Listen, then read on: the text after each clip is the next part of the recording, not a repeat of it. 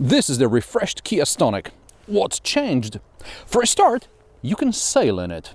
Sail away, sail away, sail away. Subscribe and I promise to keep singing to a bare minimum.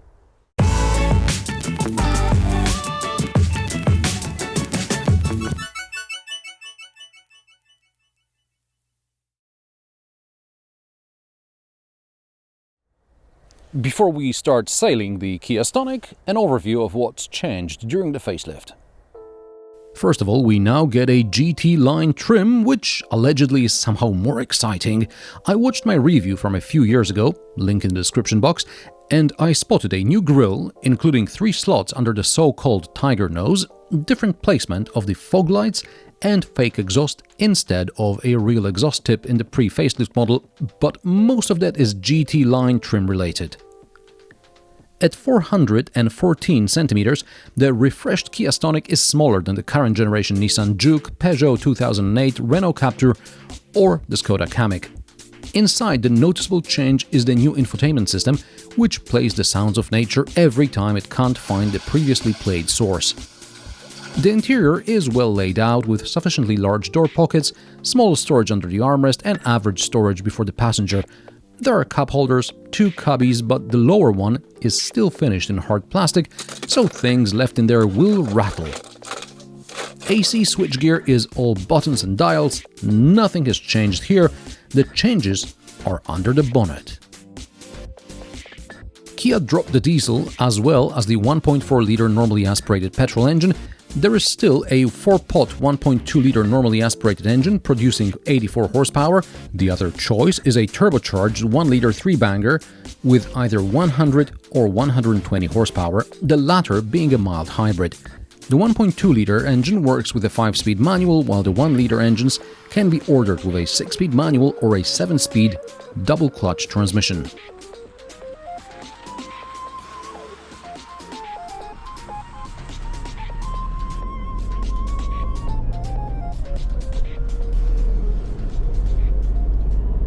Sail away, sail away, sail away, sail away. This is the mild hybrid and it has a so-called sailing mode, which means that as you let go of the accelerator, the computer can decide that the car will coast in neutral or even shut the engine off completely. Sail mode is indicated by a little sailing boat icon on the instrument cluster, and you'll notice that the revs either go to idle or completely to zero when the engine shuts off. But don't worry, it's not a bug, it's a feature. Sailing mode is nothing new. It's one of the ways car makers achieve emission targets. The difference between driving with sailing mode on and off can be really seen in large displacement engines, but as emission regulations are getting tougher, car makers fight for every gram of CO2. However, so far, sailing mode was reserved for cars with automatic transmissions. Meanwhile, Kia Stonic gets the sailing mode with 7-speed DCT as well as with the 6-speed manual. This is the so-called iMT, or the Intelligent Manual Transmission. How does it work?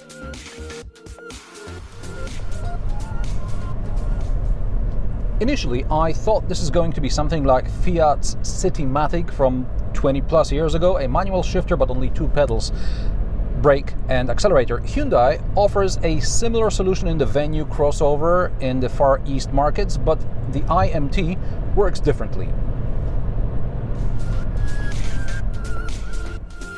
We still have a manual transmission with 3 pedals: clutch, brake and accelerator. This is a 48-volt mild hybrid with a starter generator, which boosts torque when the car is accelerating and generates energy as the car coasts or brakes.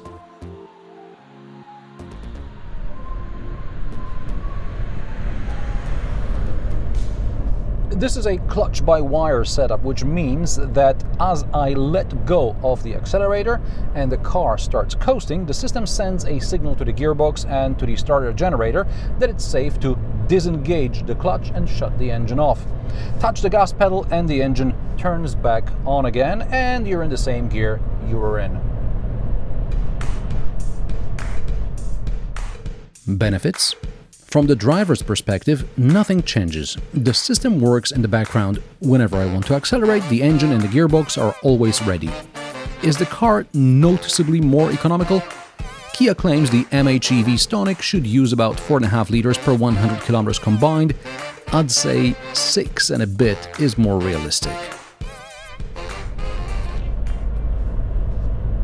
Kia also claims mild hybrids are easier to service than full hybrids because the mechanic doesn't need additional certification, i.e., I suppose they won't be electrocuted.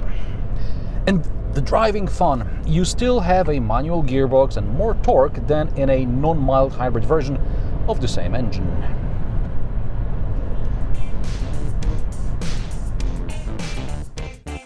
Kia promises 0 to 100 km per hour time of 10.4 seconds and 80 to 120 in 12.1 seconds.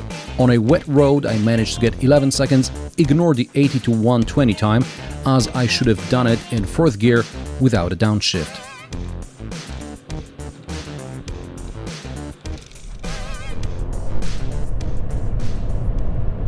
And what if I slow down and the car is still sailing?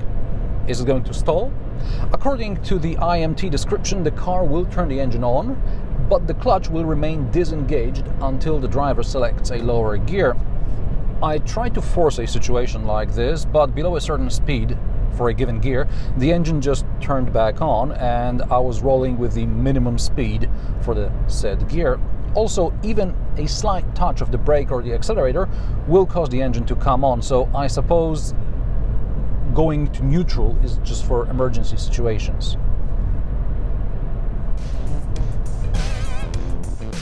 How does clutch-by-wire feel? Like any other car with a manual transmission, also here you have to get used to where the clutch bites.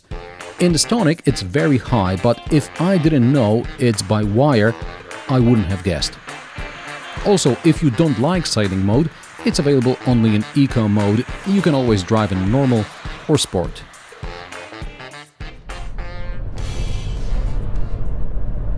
Kia promises engaging handling and a sporty ride. I wouldn't go as far as that, but at least the damping's better compared to the pre-facelift model, and that's probably mainly thanks to the hydraulic rebound stoppers in the front suspension, something like Citroën is using in some of its cars recently.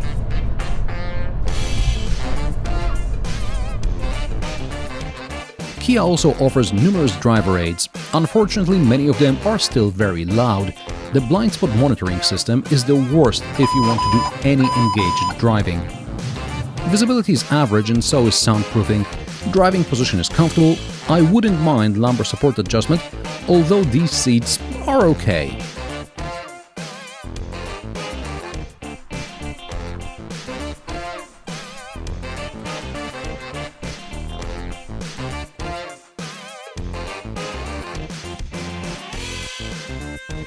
Legroom in the back is sufficient. There's surprisingly good headroom, still no armrest though. There is a place for bottles in the door bins. In the middle, there is a USB port. The 352-liter boot lost the double floor. It's now tilted towards the deep end to make pushing heavier stuff up the folded seats easier. There are 2 shopping bag hooks as well as an extra pocket for whatever you don't want flying around the boot. Prices of the refreshed Kia Stonic start at €16,650 for the 1.2-litre 84 horsepower engine in base trim. This test example is a 120 horsepower GT-Line mild hybrid with a manual transmission for €24,450 plus about €2,500 in options, which brings the grand total to about €27,000, €3,000 more than the fully loaded diesel I reviewed in 2017.